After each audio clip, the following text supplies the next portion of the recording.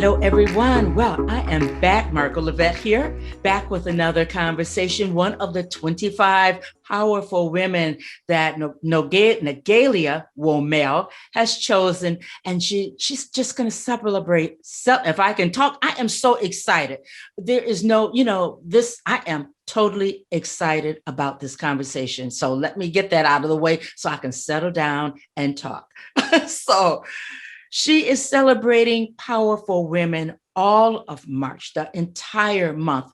And when I read about this lady, her contributions to us as the United States of America, what she's done, what she's doing, how she empowers women, and she is a powerhouse herself. Yeah, once you hear this conversation, you're going to be also, because this is one incredible lady. She is an Army veteran, yes, served as a legislative aide to U.S. Congressman John Lewis. That alone is just, historical. She's a Democratic strategist, and I want to introduce to everyone Naila Amaru. Thank you for being here today. Thank you so much for the invitation, and I'm looking forward to this conversation. I'm glad. We are going to dig right in because you are a Democratic strategist. That means that you have the pulse, the ear, what's going on, and this thing of politics. It's on every news channel every day. But before we really deep dive, I'd like for you to tell us, excuse me, you've dedicated your adult life to serving this country, protecting us, and helping the rest of us, our voices to be heard. So are you as enthusiastic about this work, being a Democratic strategist, the world of politics? You started 20 years ago. Are you still as enthusiastic about it today as you were, say, even 10 years ago? I love that question. And the short answer is yes. I am just as passionate and hopeful for the world today as I started out, over 20 years ago. The nuanced answer, however, is yes, and also a lot more experienced. When I first started, embarking on grassroots organizing and building community power, a lot of it was really rooted in understanding that dismantling systems of oppression is a long game. And a long game never really, hits home until you've been doing this work for decades and you realize I have been pushing for these advocacy changes. I have been working in law and government and nonprofit, and oftentimes we are still fighting for the very same things that generations before us have been fighting. And, you mentioned, I am, a Congressman John Lewis alumna. And one of the many lessons I've learned from being in his presence and watching him and, working alongside him has been, the work is long, and that's the commitment and discipline of community organizing. And our work as organizers, as advocates, as strategists, as everyday people, in dismantling all the systems of oppression that we navigate every day, is to understand that it can be a long process, but also to find joy in knowing that every day we are not working alone. We are surrounded by fellow advocates and organizers and strategists and everyday people who are just as in love with this promise of America as I am. And that it is that shared North Star that guides us on oftentimes a very uncomfortable journey towards social justice, towards racial equity. And so, yes, Margot, I am just as passionate and just as hopeful because my belief in the promise of who we can be remains the same, although I have learned very important lessons along my way. I'm so sure. The people that you've worked with. I like the idea that you say that it's long tail, it's the long game. And sometimes we lose sight of that. I myself, I've said, well, why are we still fighting inequality? I just had a conversation with someone about race reconciliation. Why are we still having these conversations? But it's the long game. And in the end, if you move to a mile, then that's amazing. That's a wonderful thing. And that's a mile that we would not have received and taken had people such as yourself not had the mindset and the work and dig in to do what you do. So thank you for serving our country also. Thank you very much. Thank you. I'm wondering about, you talk about grassroots and working with the nonprofits and the communities. So my next question is, how important are nonprofits to our communities? Are nonprofits really the heartbeat and the blood of our communities when it comes to politics and policies being put into place? Nonprofits are critical to the ecosystem of our communities. And I think through the lens of policy, politics, and power, it's a rather nuanced answer. So many of, folks in our communities benefit from the services, programs, and resources that nonprofits offer. However, through the political lens, nonprofits are very much impacted by the policies that are being passed and by budget decisions determining which nonprofit gets how much money, which types of programs get funded, why or why not. And there's oftentimes a racial gender lens that impacts those decisions that, again, directly impacts the people in our communities, particularly for those of us who belong to Black and Brown communities. So I think, the consequences are when there is a misalignment between government investment and community needs. And I think that's the overarching framework of what is the relationship between nonprofits, politics, and policy, is that nonprofits serve oftentimes our most vulnerable neighbors, but are not necessarily part of those government and legislative decision-making processes. And that creates, again, that disconnect that continues to perpetuate these harmful systems of government making policy decisions, government making budget decisions that impact nonprofit programs, services, and resources that then in turn have a direct and disparaging impact to Black and Brown communities. Again, repeating this really unfortunate cycle that is very difficult to break. But in terms of also organizing, I think that is the out, right? Of we all operate within all these different types of systems that are harmful. And oftentimes we are active and oftentimes we are, passive, but we are all participants in some way. And I think oftentimes the conversation when it comes to nonprofits, because legally, nonprofits cannot legally, they're very much limited to the type of lobbying and advocacy they can do because their sole role is to provide the services and to provide the resources and support directly. However, this also, again, goes back to when folks who are receiving those resources from nonprofits no longer receive those resources because of budget decisions. That's an opportunity for people in the community to organize and build power and force government to rethink the types of decisions that it makes now that people who have been historically marginalized and left out of those conversations have organized and built their sphere of influence to make government pay attention and invest in them. Wow. Okay. I see the dynamics. I see how that runs. It is a system. What comes to my mind is this thing of COVID. Black and brown folks early on, healthcare, we don't get it the way that we should. Yeah. So when we see these things going on in our communities, that's time for us to mobilize, get with our leaders on the local level, do you think, or how do you set something like that up? I know it gets a little bit deeper, but how would a person begin this work?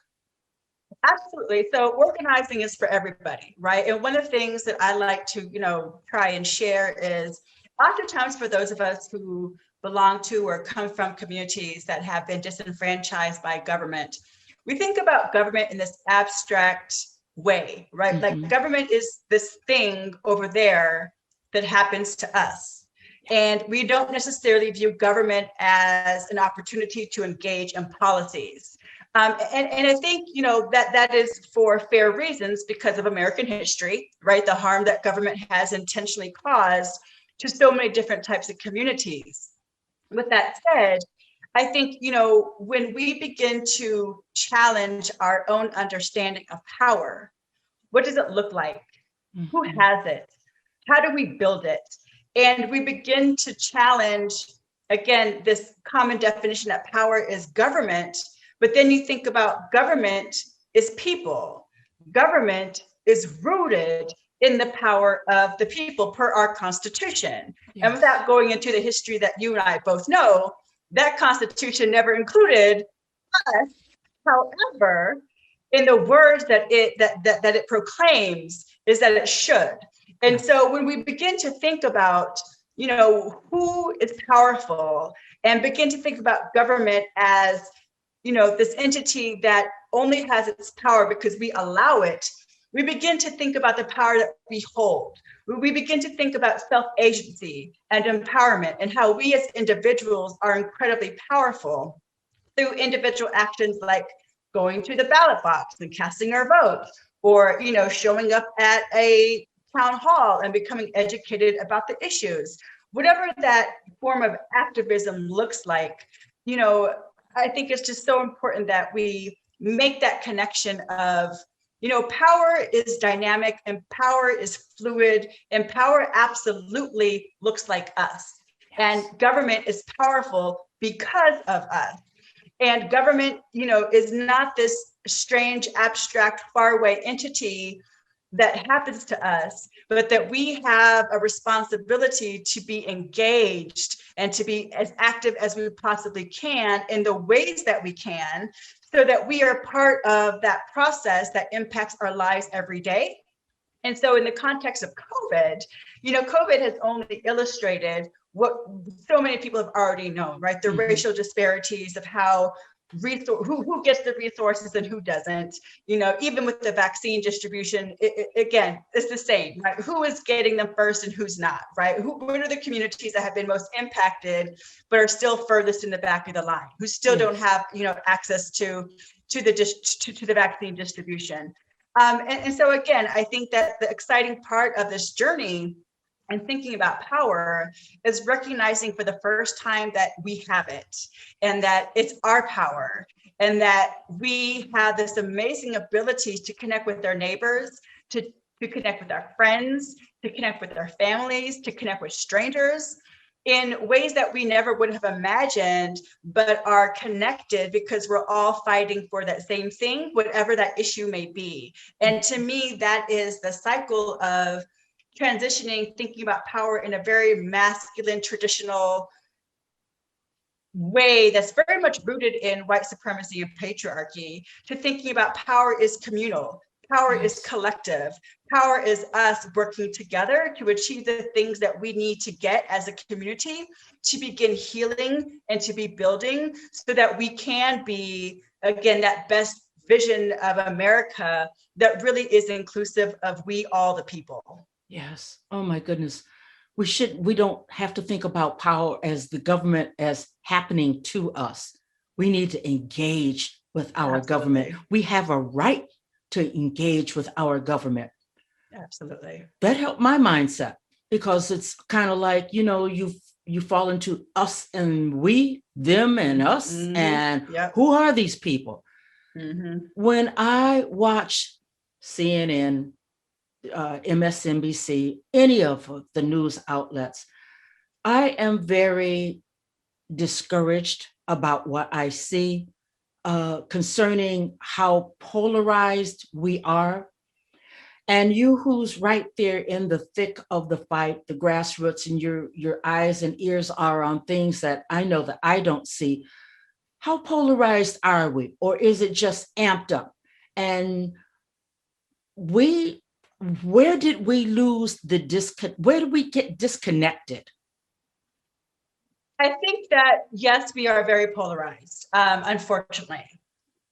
I think that also, thinking about where are those points of disconnection, I think it can be attributed to a few things.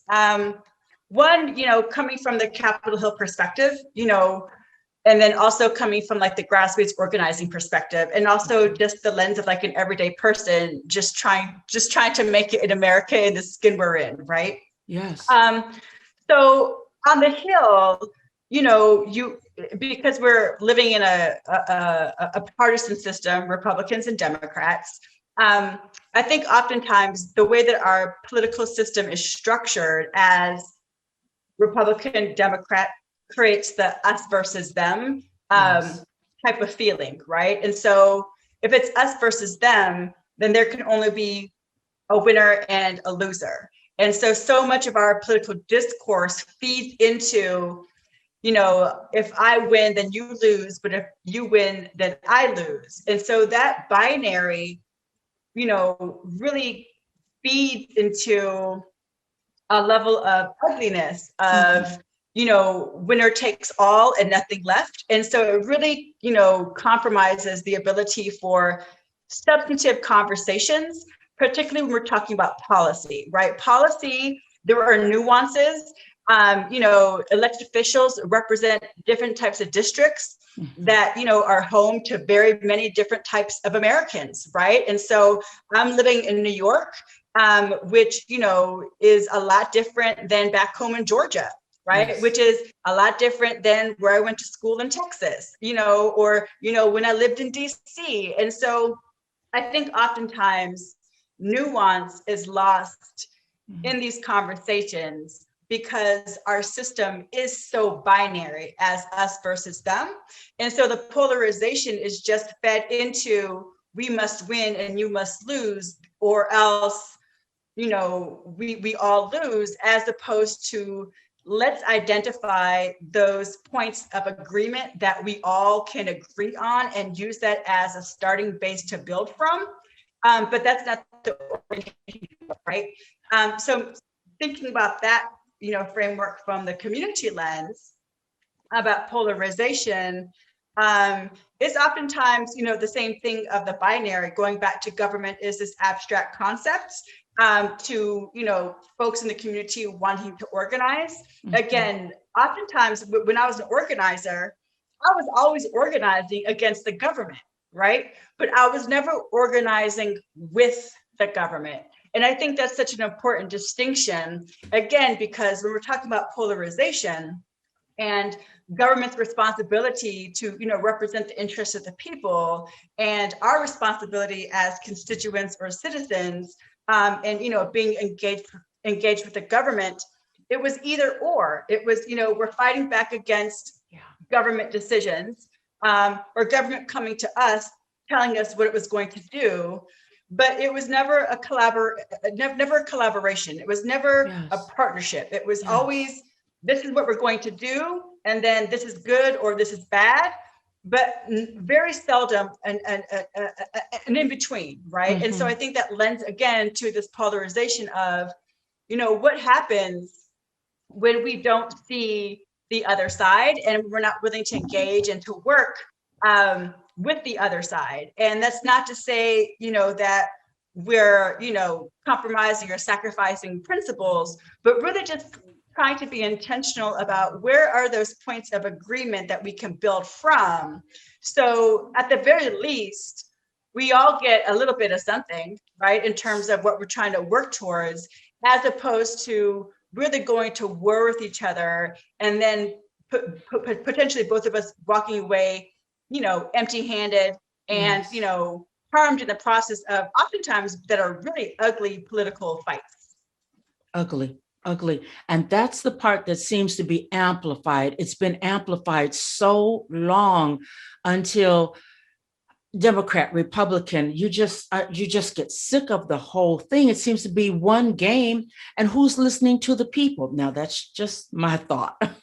Absolutely. But thank you for breaking that down, though, because I know that we've always had, everybody wants to get what they want to get, their agenda, let's push it. Let's make sure we get it. But there seems to be so vicious. It's such a vicious arena these days until it's just alarming. And it makes me as a voter wonder, well, what's really getting done? It's so vicious and yang, and oh my God. Yes, yes. So you know what, Nayela, I'm wondering about this thing with voter reform. I'm looking at the time. Boy, this time goes by so fast. Voter reform, it's on the news all the time. I was so happy to see what happened in Georgia. To me, that was grassroots at its best. Do you agree? I do agree. Absolutely. I Wow. think that it's, I always say when it comes to voter suppression, attempts and practices, I am, I'm not surprised, but again, always disappointed when these things happen. Republican states, and conservative states deep in the South did the same thing, after, 2008 and 2012, when President Obama first won the presidency, tightened Okay. up the voting restrictions. And then when the Voting Rights Act, Section 5, was struck down back in 2013, which really protected the Voting Rights Act and gave it some teeth, was struck down. Then it really was open season. And what we have seen this year, I think, again, is just another illustration of what happened in the 2020 election of traditionally, safe Republican states, and specifically Georgia, which are traditionally, referred to as conservative or Republican, are no longer that way. It's a true battleground state. And so, in true, post-Reconstruction Jim Crow era type behavior and laws, Republicans will try to disenfranchise Black and brown voters by taking away access to the ballot box, while proclaiming it is in the name of election integrity, even though Black and brown voters voted in the system that Republicans designed and executed. And again, I think that just speaks to, again, the need for people to be aware of what is happening, but Yes. also drives home the power of the vote.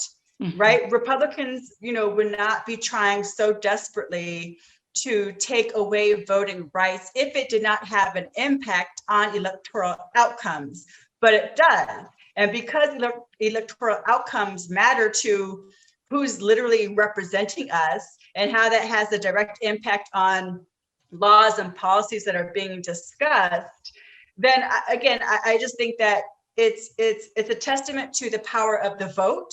Yes. And to the power of community organizing, when communities rise up and say, you will not do this. You will not take away our right to vote. We will organize and we will mobilize and we will educate our neighbors, friends, and families and strangers so that they also know what's going on. Again, because the government is supposed to be governing in the public interest. Mm-hmm. And our responsibility is to making sure that that public interest includes our perspectives and not just those who have traditionally held access to the halls of government power. I totally agree. I shake my head. I think I shook my head more with your interview than with any. I totally agree. I see what's going on, and I see a great opportunity for women to make history. There's a lot going on, but in the media, as a strategist, consultant, what do you foresee women in these next couple of years? How can we really make a deeper footprint, push the needle, as they say, and what can we do as women and really matter in this world of I can't even formulate the question really. What can we do? Because it looks like everything is so over our heads for me sometimes, but it's really not. It really isn't. So what can we do? I think that we can do what we have always been doing, Margot, which is doing the work, and doing the work in partnership, in deep partnership with each other, in service of the greater good for our communities. I think, oftentimes, as we, talked a little bit about before we went live, the work of Black and brown women has very rarely been recognized throughout history. But yet time and again, the impact of Black and brown women cannot be denied. Now, whether or not it is recognized publicly is a whole nother conversation. But just thinking about, my own background and our own histories and the legacies of amazing women that we come from, you know, it is an honor to continue to do the work that so many women, generations before me, were already working in service of. And so I think it's important, what we can do as women in today's context, is again to honor those who have paved the path before us, and have made the work a little bit easier for us, as we continue to do the work, and we continue to do the work so it's a little bit easier, for the generations behind us. But also, I think what we as women can do, with, the weight of the world on our shoulders as women of color who wear so many different titles and share so many different responsibilities, is to also give ourselves grace. Yes. Which has been an important lesson, that I learned, later in life, in terms of we're so oftentimes driven by proving our worth to be productive and by achieving, certain goals in service of our communities. And, that's a good motivation, but at the same time, it cannot be the only motivation, particularly when, the work of organizing and advocacy is incredibly taxing psychologically, emotionally, spiritually, because there never is an off day, until we learn to take an off day, and that it's okay to take an off day and to love yourself and to take care of yourself. And it doesn't mean that we're selfish or that we're not thinking about others or that we're giving up the good fight. It just means that we are taking the time needed for us, to replenish and to heal, so that when we are ready, we can join back in the movement, fully restored in a way that we need to be in order for us, to continue to do the work that is not just in service of our communities for whom we sacrifice so much, but also in service of our greater selves, so that we can show up in this work in the ways that we need to, so that we are, again, balancing both, self-love and love for community in our work in trying to move towards social justice. I just have to clap on that. I am so glad that you put that piece in, because the grind and the struggle is real, and all of that. Those are buzzwords that we hear all the time. But what about the strategists? What about the movers and the shakers that are really getting our voices out there? Love yourself, take time for yourself. Yeah. And I would even say, take time to celebrate yourself, because this is important work. Celebrate. I don't care if it's just an inch that was taken that day. Celebrate it, document it. My goodness. This has been Nyala Amaru. This has been fantastic. I tell you, I thank you a million times. Thank you for serving this country, for raising us all up. You raised my awareness just in this conversation, and I want to thank you for that. So glad that you are one of the 25 women that WOMEL magazine is honoring the month of March. Well deserved. And gosh, I hope we have another conversation, because it seems like long term. We're not at the end of this fight yet. We're not at the end. There's always another rock to throw. There's another piece of dirt to dig up and put somewhere else. So I hope that we have an opportunity to have another conversation. So it's always hard for me to end up these conversations, but I'm Margot Levette, and I have to cut it off right here. So wow, I'll see everybody on the next conversation. Thank you, Nyala, and everyone else. Take care. I will see you on the next conversation. Bye-bye now.